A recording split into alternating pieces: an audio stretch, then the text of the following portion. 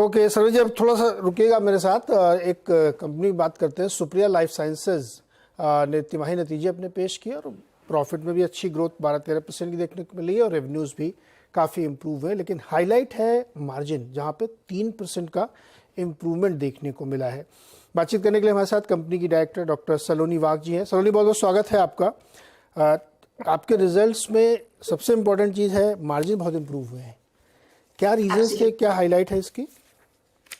तो अगर आप मार्जिन्स की बात करें तो इबिटा जो है 44.49 करोड़ है, which is 34%। As compare to last year हमारा 30% था, तो there is a 42% increase in EBITDA. One of the main reasons इसका है कि हमारा ज्यादा फोकस है रेगुलेटेड मार्केट्स पे। यूरोप का सेल्स हमारा अच्छा ग्रो हुआ है। लैटिन अमेरिका, नॉर्थ अमेरिका, ये जो मार्केट्स है हमारे फोकस मार्केट्स, वहां पे अच्छा ट्रैक्शन देखने मिला है हमारे एग्जिस्टिंग प्रोडक्ट बास्केट पे। That's the one of the main reasons why हमारा मार्जिन अच्छा हुआ है for this quarter। ये आगे मेंटेन रहेगा और पूरे साल को जब हम एनुलाइज करेंगे तो पिछले साल से बेटर होगा? शुरुआत अच्छी हुई है इसलिए। हमने हमेशा एक 28 to 30% का इबिटा गाइडेंस दिया है, एंड एनुअलाइज बेसिस पे आई थिंक हम लोग सेम मेंटेन करना चाहेंगे। वन ऑफ द रीजन है कि कुछ क्वार्टर्स में ये इबिटा मार्जिन हाई हो सकता है depending on product mix and the region mix जो है, बट एनुअलाइज बेसिस पे 28 to 30% we are very confident कि हम अचीव कर पाएंगे। करेक्ट। अच्छा, आपका सीडीएमओ बिजनेस जो है कोर है, वहाँ पे कैसी ग्रोथ दिख रही है? एनेबलर्स क्या है उसके? तो सीडीएमओ में हमें बहुत अच्छा ट्रैक्शन मिला है लास्ट 2 क्वार्टर्स में। हमने 2 बड़े डील्स अनाउंस किए हैं। एक है API supply, which is a long term tie up for 10 years with one of the largest companies in Europe. And recently हमने एक प्लाज्मा न्यूट्रिशन करके कंपनी है यूएस बेस्ड, उनके साथ भी एक कोलैबोरेशन अनाउंस किया है। तो काफी अच्छा ट्रैक्शन हमें मिल रहा है। इन अनदर 3 years ये दोनों प्रोजेक्ट्स हमारे रेवेन्यू में सिग्निफिकेंटली कंट्रीब्यूट करेंगे। ऐसे काफी और सीडीएमओ अपॉर्चुनिटीज हमारे आ रहे हैं, and we are focusing on the CDMO opportunities more. Saloni ji, बीच में प्राइसिंग बहुत एपीआई की फ्लक्चुएट हो रही थी, अभी क्या स्टेबलाइज्ड है?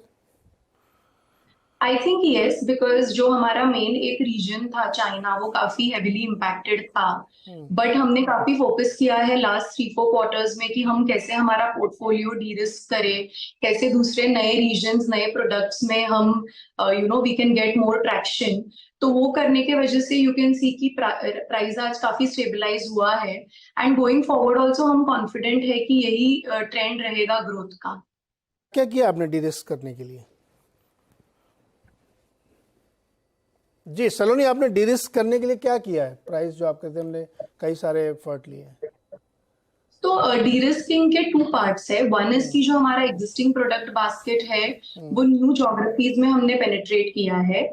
जैसे यूरोप का सेल हमारा काफी अच्छा बढ़ा है, ऑलमोस्ट 35% कंट्रीब्यूट किया है रेवेन्यू में।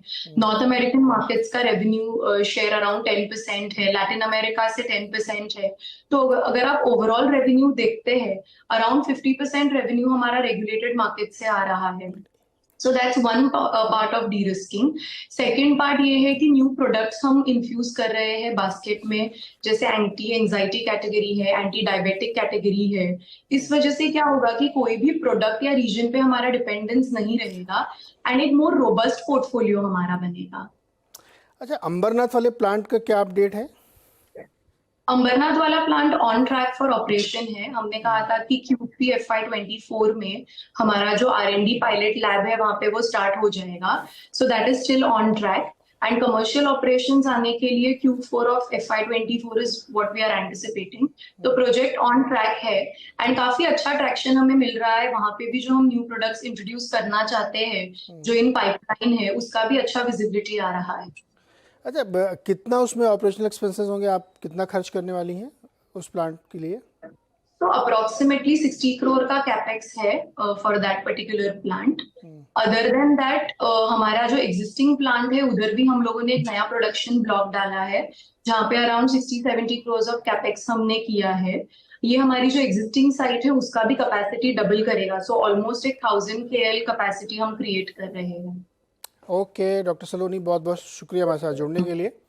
Thank you very much. Thank you. Sarvan ji, हालांकि रीसेंट लिस्टिंग है ये सुप्रिया लाइफ, बहुत ज़्यादा डेटा नहीं होगा, फिर भी जितना डेटा उसके हिसाब से क्या कॉल बनती है आपकी? देखिए शॉर्ट टर्म ही इस यहाँ व्यू पकड़ते हैं, तो एक नेक्स्ट 15 से 20 वर्किंग डेज के लिए अगर हम सोचें तो मुझे दिखता है कि 260 के आसपास बढ़िया सपोर्ट्स रहे हैं इसको, वहाँ पे इसके लंबे अवधि के एवरेज सपोर्ट्स भी हैं। तो आई थिंक जब तक 260 के ऊपर 255-60 के ऊपर टिका हुआ है, आई थिंक ऊपर में ट्रैक्शन व्यू पॉजिटिव है, और आई थिंक ऊपर में आपको 300-305 के टारगेट्स भी यहाँ आते हुए दिखने चाहिए। ओके, जोमेटो पे क्या टारगेट दिखेगा? जी माफ कीजिएगा। जोमेटो पे क्या टारगेट दिखेगा? आज 10% जी ऊपर है। जी जी देखिए ये एक थोड़ा सा लेगेसी स्टॉक है, इसमें हर भाव से लोग फंसे हुए हैं, तो इसको ऊपर जाने में थोड़ा थोड़ा प्रेशर आते रहेंगे, बट फिलहाल अच्छा मोमेंटम, अच्छा ट्रैक्शन पकड़ा है, डेटा यहाँ पे भी कम है, तो एक पैटर्न सेटअप अच्छा बना था। आई थिंक उसके टारगेट्स की तरफ ये बढ़ रहा है। 75 पे एक नेकलाइन का ब्रेकआउट हुआ, आई थिंक यहाँ पे आपको 105-110 के टारगेट्स एक्सट्रीम शॉर्ट टर्म में यहाँ पे आपको देखने मिलने चाहिए। अच्छा, बहुत दिनों बाद आज जुबिलेंट फूड में 4% की तेजी है, 512 के ऊपर ट्रेड कर रहा है, क्या राय बनती है वहाँ पे? देखिए यहाँ पे मेरा थॉट है कि फिलहाल तो आई थिंक बढ़िया परफॉर्मेंस रही है स्टॉक की, और अब आज जो चला है आई थिंक डेफिनेटली इसने भी शॉर्ट टर्म में एक मोमेंटम पकड़ा है। आई थिंक ये मोमेंटम इसको कैरी करेगा तकरीबन 520-525 तक, एज लॉन्ग एज हम अब वापस 500 के नीचे नहीं जा रहे हैं। ओके सरवीन, ग्रासिम को जरा देखिए चार्ट पे, ये एक बहुत दिनों से एक ही ट्रेड रेंज में फंसा हुआ है। 1835 पे इस समय ट्रेड कर रहा है, 1750 से 1850 के बीच में इसने लंबा समय गुजारा है। कोई पैटर्न बन रहा है क्या इसमें? देखिए सर, मोस्टली तो कितना इसमें तो एक होल्डिंग कंपनी जैसा स्ट्रक्चर भी इसमें आ गया है, बहुत सारे आई थिंक नाम इनमें इसके पास हैं। आई थिंक उस नजरिए से देखें तो अब इसके लिए आपको दिख रहा है कि भाई रेंज बाउंड और बहुत ज्यादा हाई बीटा नहीं है ये, बट आप मान के चलिए कि इसका जो हाई था 2021 का, आई थिंक उसको ये चैलेंज कर रहा है। अभी तक उसको डिसाइसिवली निकाल नहीं पाया, तो आई थिंक वो 1900-1920 के स्तर हैं, वो भी इसके निकले नहीं है। तो जब तक वहां से निकल नहीं जाता क्लियर कट, तब तक I think medium to long term risk reward यहाँ पे नेगेटिव है। अब यहाँ पे आप लेके और पैसे आपके इंक्रीमेंटली बड़े पैसे नहीं बन पाएंगे यहाँ पे। ओके, दिलीप गुप्ता भोपाल से जुड़ रहे हैं। दिलीप जी नमस्कार, बताइए सर। हाँ नमस्कार जी। जी वेदांता सर मैंने लिए थे 279 में मार्च में, तो क्या करना चाहिए? अरे 500 शेयर है, और अदानी विल्मा 300 है 419 के। प्रोमोटर जी खुद ही बेच रहे हैं वेदांता। सरवन जी वेदांता बताइए भाई, 251 पे चल रहा है अभी और 280 पे लगभग इन्होंने खरीदा है। नहीं देखिए, मेटल स्पेस में और ओवरऑल स्पेस में भी मुझे वीकनेस लगती है, और ये स्टॉक में तो खैर वीकनेस है ही, जैसे आपने कारण बताए। आई थिंक इसकी चर्चा हमने इसके पहले भी की थी, कल के शो में, इसके पहले वाले शो में। थॉट यही है कि ये अपने पिछले जो लोज इसके जो बने थे, जो जून जुलाई के जो लोज हैं इसके 2022 के, आई थिंक जो तकरीबन 200 के आसपास थे, आई थिंक उन एरियाज के आसपास ये किन्हीं कारणों से फिसलेगा। अब कारण बीच बीच में आते रहेंगे कुछ ना कुछ, बट आई थिंक क्लियरली जिस तरह का गैप डाउन से इसने स्टार्ट की अपनी डिक्लाइन, 200-205 के स्तर यहाँ मुझे नेक्स्ट 3 से 6 महीने में आते हुए दिख रहे हैं।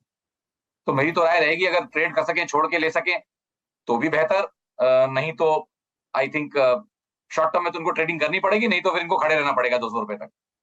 भाई या तो खड़े रहिए या फिर इसमें शॉर्ट टर्म में ट्रेडिंग कर लीजिए। वेदांता का चार्ट ये कह रहा है। सरवन जी बहुत बहुत शुक्रिया जुड़ने के लिए और दर्शकों की मदद करने के लिए। गुप्ता जी, आपका जो दूसरा सवाल था ना अडानी विल्मर वाला, उसको हाँ वो 300 लिए हैं मैंने 419 के। अरे सर सुनो तो जवाब दे रहा हूँ मैं। उसको हम लोग थोड़ा इसलिए अवॉइड करते हैं, बहुत न्यूज़ ड्रिवन है, उस पूरे ग्रुप में इतनी खबरें आती रहती है कि वो चार्ट पर कुछ पैटर्न समझ में नहीं आता। तो अडानी वाले ग्रुप में ज़्यादातर हम लोग कोशिश करते हैं कि कोई राय वैसी फर्म ना दें, क्योंकि वो राय गड़बड़ा जाती है, कोई खबर आ गई अचानक से। तो इसलिए इसको आपने अगर लिया है तो बनाए रखिए, देखते हैं आगे क्या होता है, ट्राई करते हैं। बता दें कि मनी कंट्रोल पर दिए गए विचार एक्सपर्ट्स के अपने निजी विचार होते हैं। वेबसाइट या मैनेजमेंट इसके लिए उत्तरदायी नहीं है। यूजर्स को मनी कंट्रोल की सलाह है कि कोई भी निवेश निर्णय लेने से पहले सर्टिफाइड एक्सपर्ट की सलाह लें।